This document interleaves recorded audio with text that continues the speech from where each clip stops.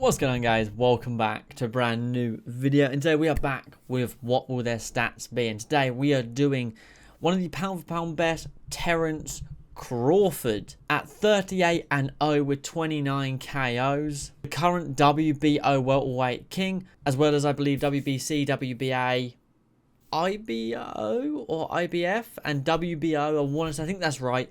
Super lightweight king as well.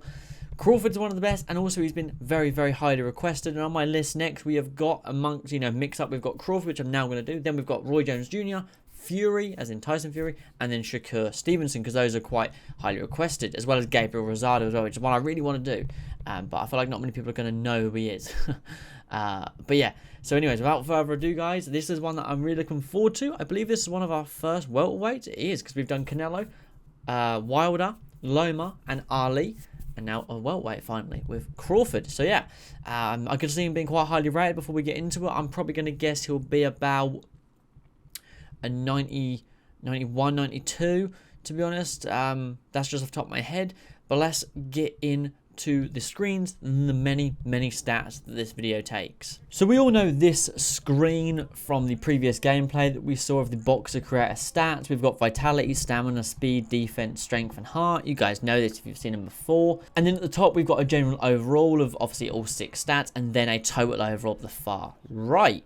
So without further ado, let's get into Terence Bud Crawford's stats and what I think they will be in esports boxing clubs. So in vitality, we have head health, body health, health regeneration, health recovery, and injury resistance. Now, of course, Crawford has never been finished. He's never lost.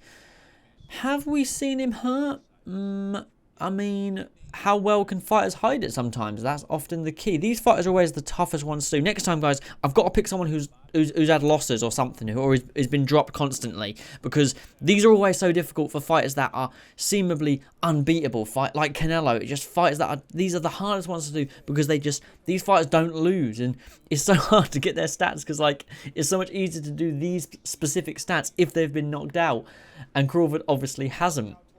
So I think right off the start, for head health and body health at the welterweight division, I think I'm going to have to put both of those. I apologise for the abrupt cut, guys. My mic fell over. I'm going to have to put his head health at a 92 and his body health at a 94. Then we go on to overall health, which I'm just going to put at a 93, meets those two in the middle. Then we go into health regeneration and health recovery. As I always say, guys, regeneration is much more of a video game stat in my opinion, and recovery is much more of a real life stat. Now, regeneration will obviously be how much health he can regen over the course of a fight. I mean, this is always the hardest one to do. So I think for this, just because I'm trying to think of who else we have in the welterweight division. Obviously, we would have the likes of Sugar Ray Leonard in there. I'm just trying to think of who we got in there. Sean Porter, of course. Trying to think. This is always a tough one. Health is always the hardest one to do, guys. It really is. So I think for health regeneration, guys, I'm going to put that at a 93. And health recovery, I'm going to put it at a 94. And then we go into injury resistance. Now, Crawford has been active, I believe, since 2009? 2008, I want to say, off the top of my head. 2009, 2008. I think it's 2008. Obviously, he's fought 38 professional times in those 13 years, which is not too bad, really. That's more than, I think that's about 3 fights a year, which is not too bad, really. I mean, injuries, obviously, in recent times, I've not really seen him get injured. Obviously, we don't know what happens in training camp, as I always say. So I think just for injury resistance, as in a fight, I'm going to put it at a 94 as well. Then we move on to stamina, which has got stamina regeneration, stamina recovery, conditioning, and endurance. Now, I mean, we've seen this man go the distance before. He has gone the distance 9 times. He obviously, puts on a hell of a show. We saw in the Porter fight, he was just going and going and going. Then even so late into the fight, he was like, I'm down. All right, I bet I'll turn it up. And he turned it up and ended up winning that fight. Absolutely incredible. So his stamina's got to be high. So I'm going to put his stamina up to a 95. I just want to say quickly, guys, midway through this video, I don't ever think of comparing Crawford to Wilder or Crawford to Ali. I do pure weight classes. So while Crawford may be higher rated than Ali or maybe higher rated than Wilder, that means he's a higher rated welterweight than those guys. Of course, if he goes up to heavyweight, he would lose. But this is not based on who is pound for pound the best of all time. These are just pure weight class. So this is Crawford at welterweight. If I were to do Crawford at middleweight or lightweight, I would obviously change his stats. I just wanted people to take that in consideration, because I don't want people being like, Crawford shouldn't be higher rated than Fury, or he shouldn't be higher rated than so-and-so, or this person, you know, because it's all different weight classes, and that's the way I like to do it. And we go into stamina regeneration and stamina recovery. As always, guys, regeneration, video game stat. I mean, what would we say for... I mean, Crawford doesn't seem to tire too much, really. He's a bit of a relentless dog, I have to say. So I think for both these staminas, I think for stamina regen, I'm going to go with a 91. And for stamina recovery, I'm going to go with a 93. And then we move on to conditioning and endurance. Of course, these are going to be high. So I think for conditioning, I'm going to put him at a 95. And for endurance, I'm going to put him at a 95 as well. Now we move on to speed, which is agility, move speed, punch speed, and accuracy. Now, is Crawford the fastest welterweight to ever exist? Is he the smoothest, quickest moving, fastest punching welterweight to ever exist? Probably not, no. You know, people would often say that Sugar Ray Leonard would win against Crawford if they were to fight both in their prime. Some people say Crawford would win, which I respect people saying that. But it's always tough to, you know, say who would win those fights, of course. But for agility, we're going to have to put it at a decent, and I'm going to put his agility. Because, I mean, what is agility in a boxing match? I always, you know, because you've got move speed and punch speed, so what would agility be? Would that be the overall of them two? So I'm going to put agility at a 90, which I know is kind of low, I won't lie, but I'm going to put it at a 90. And then we go for move speed. You know, he moves well, switches stance brilliantly. So for move speed, I'm going to go for a 91. For punch speed, I'm going to go with a 90 as well. And for accuracy, as I always say, guys, most fighters tend to only land 60%, 40 to 60% of their shots per round. So obviously I'm not going to do that. Crawford is quite an accurate guy, to be honest, in his fights. You know, he does throw a lot. He does land a lot as well. So for accuracy, I'm going to stick all of this basic speed stuff, agility, move speed, punch speed, and accuracy. I'm going to put accuracy at 92. And to be honest, I think I've done him a bit of a disservice here with the speed, I won't lie.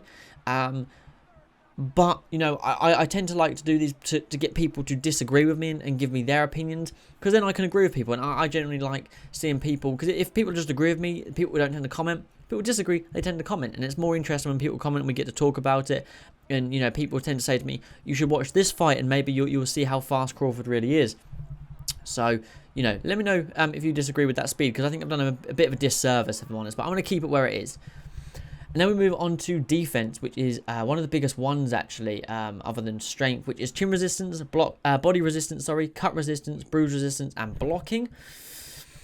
Now, obviously, as we said, guys, he's a tough motherfucker. We know this. We know this for sure. Now, how resistant is his chin to a pure power overhand or a pure open shot if you hurt his body? We may never know that in real life. However, in the game, we may find out. For chin resistance, I'm going to put that bad boy at a 92. For body resistance, at a 93. For cut resistance, now how likely is it that Crawford gets his face gashed open? I'm pretty sure even on his Twitter profile picture, it might have been with him with the welterweight strap. He had quite a bruised or cut eyebrow, I believe, off the top of my head. So for cut resistance, I'm going to go with a 90. And for bruise resistance, I'm going to go with an 89. And then for his blocking, I mean, he's got a good block, man. He just does. He's got good head movement, good blocking. So for his blocking, I'm going to put that at a 93. Then we go on to strength, which is a big one, which is the one people tend to disagree with me on the most, which is left hand blocking. Oh, not left hand blocking. Left hand power, right hand power, jab modifier, hook modifier, uppercut modifier, straight modifier, and KO power. Now, Crawford by trade is a southpaw. However, well, that's according to BoxRec, how much you will believe that or not. And then obviously, you know, we see him fight. However, if there's ever a time to add a switch stance stat in this game, Crawford is the man to add it for. He can switch stance like nobody's business, and he fights so confidently in both. So I think this is the one time his left hand power and right hand power may very well be the same. But his left hand would be a little bit better, as he is more of a natural southpaw. So, you know, do with that information as you may. Or is he a natural orthodox? I can't think. But, you know, take with that information as you may. He switches stance a lot. We know this. You know, power when it comes to modifiers, you know, obviously both of those are going to be pretty good. So I'm going to put both of the left hand and the right hand power for the modifier, for just power in general in both hands. I believe he's got pretty equal power in both hands. But I'm going to put left hand and right hand at a 92. And then we go on to jab modifier, hook modifier, uppercut, and straight modifiers. Now, people said to me that I done a real disservice with Ali and his jab modifier. Now, one thing to note, guys, is this is a video game. This is a modifier in the strength section. Now, this is not an Ali speed jab, okay? This is in the strength section of the stats. So it's all reliant on power. How often did you see Ali knock someone out with a jab? You don't. That's why the jab modifier is always the lowest stat of these bunch. Same as it will be here with Crawford. You know, he doesn't have a knockout power jab. Not many fighters, if ever, do. Wilder's really one of the only ones that has a powerful jab, and that's only because he's got freaky power. So for Crawford, the jab modifier, I'm going to put that at an 88.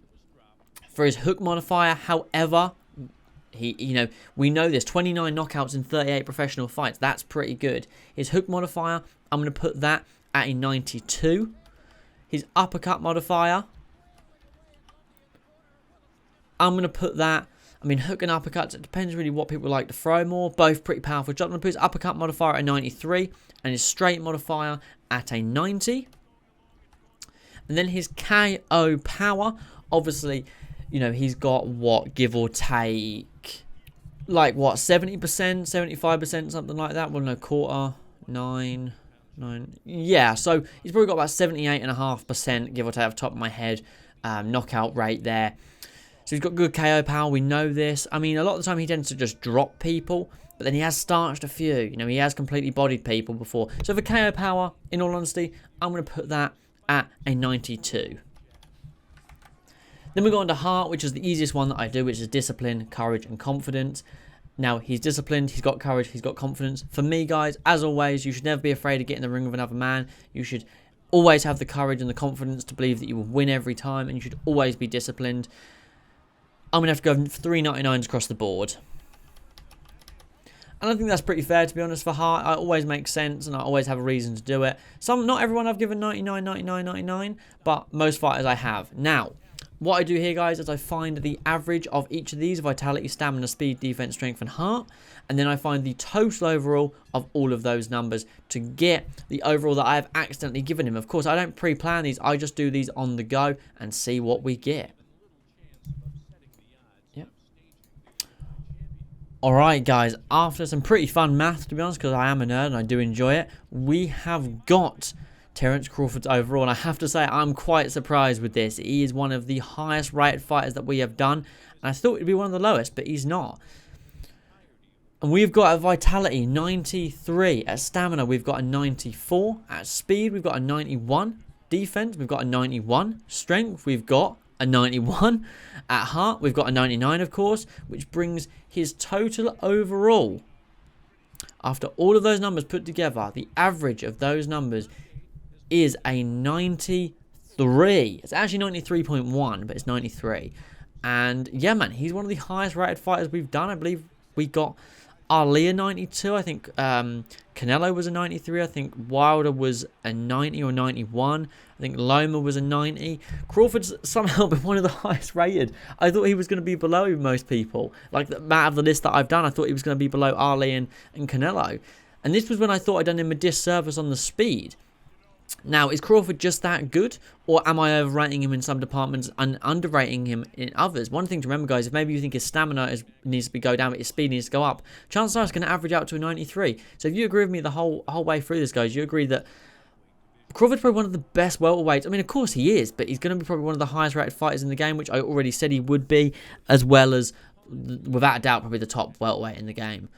Which is insane to think about, really. But, you know, as always, guys, I've had a lot of fun doing this. I hope you guys have enjoyed as well. Don't forget to drop it a like, subscribe down below for more.